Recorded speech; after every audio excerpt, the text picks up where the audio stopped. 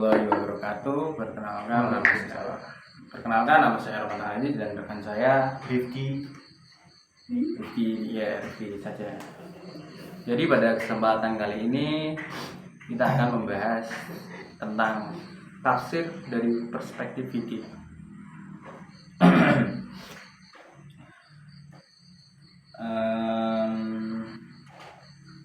Topik ini juga sering dibahas dan di diskusi Islam,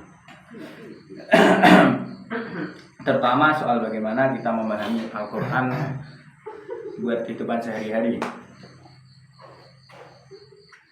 Kadang juga tafsir ini jadi bahan perdebatan, terutama kalau sudah membicarakan perbedaan mazhab. Nah, di kesempatan kali ini kita bakal membahas apa itu tafsir fikih, kenapa pentingnya, dan bagaimana relevansinya pada zaman sekarang.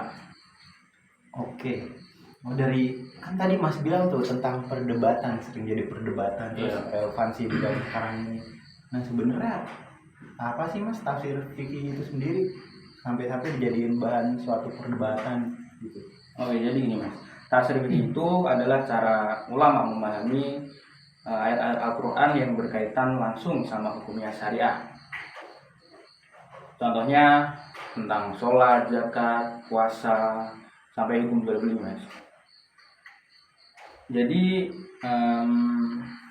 ada bedanya juga sama tafsir tematik atau tafsir sejarah.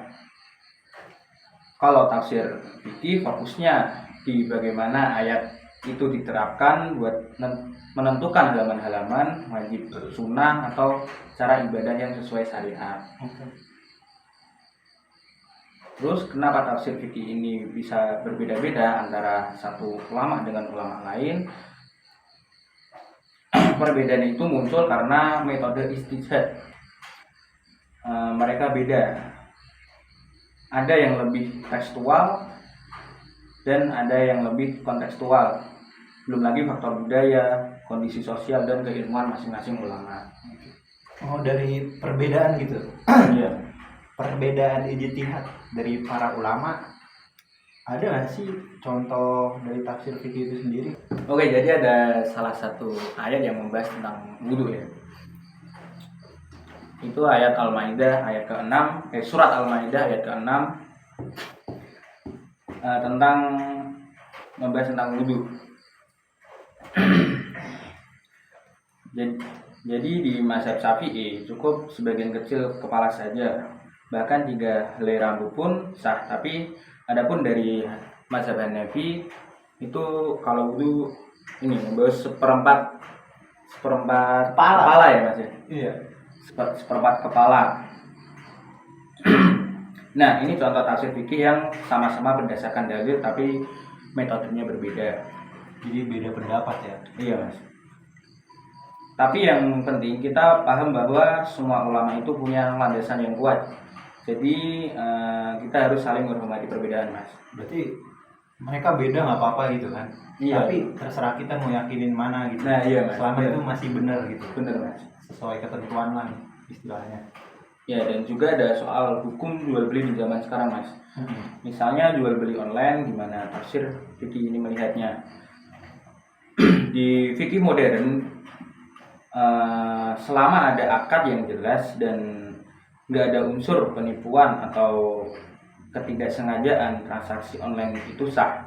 Ini bukti bahwa tafsir fikih bisa fleksibel sesuai perkembangan zaman Mas.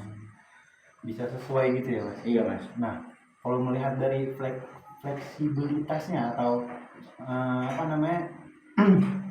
kegunaannya tafsir fikih ini dengan zaman modern sekarang, jadi kan kayak menyesuaikan dengan zamannya tuh.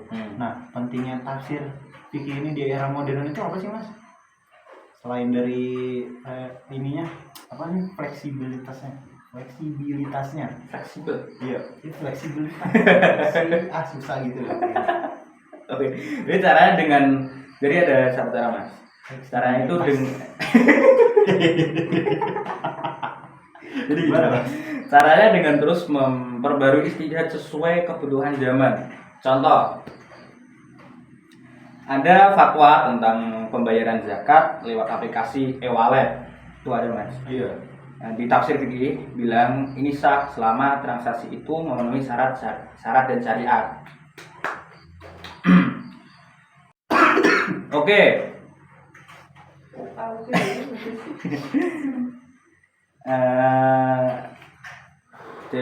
Prinsip dasarnya adalah maslahat umat dan tetap sesuai dengan Al-Quran dan hadis. Oke, itu saja dari kita teman-teman.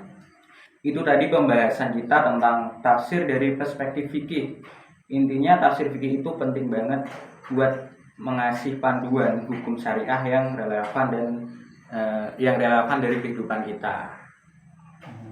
Berarti penting ya mas tafsir ini? Iya mas, yang paling penting mas. Jangan, iya. Buat kehidupan kita juga penting nggak? Penting mas. Itu kan sudah dijelaskan saya tadi. Oh mas. iya. Lupa.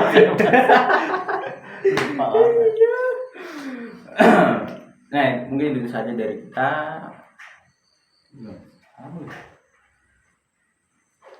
Jadi kalau ada salah kata mohon dimaafkan. Assalamualaikum warahmatullahi wabarakatuh. Waalaikumsalam warahmatullahi wabarakatuh.